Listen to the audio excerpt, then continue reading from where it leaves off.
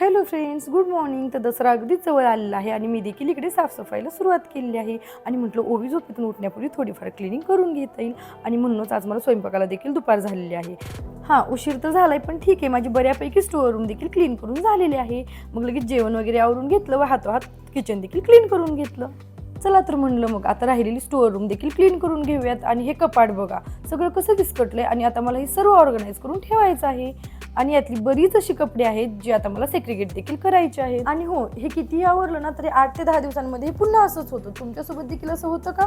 ही काही ओवीची छोटी छोटी कपडे होती जी तिला आता येत नाहीत, मग ती बाजूला काढली आणि हे सगळं आवरून आम्हाला बाहेर देखील जायचं आहे. आणि फायनली माझं कपाट वगैरे आवरून झालं आणि आम्ही आलोय इंद्रायणी तांदूळ घेण्यासाठी, जो आम्ही इथूनच घेतो. आम्ही बऱ्याच ठिकाणची इंद्रायणी ट्राय केली, पण जी टेस्ट इथल्या इंद्रायणीमध्ये आहे ती कुठेच नाही भेटली. अहो, कुकरची शिट्टी होताच समजतं की इंद्रायणी शिजतोय. मग तांदूळ वगैरे घेतला व जाता थांबलो ओवीच्या फ्रेंडकडे. मग ओवीला देखील थोडासा चेंज भेटला व असा मस्त टाइम स्पेंड केला व आम्ही निघालो. आणि ओवीचा बघा इकडे घरी जाईपर्यंत बाय बाय चालू होता. चला तर मग बाय.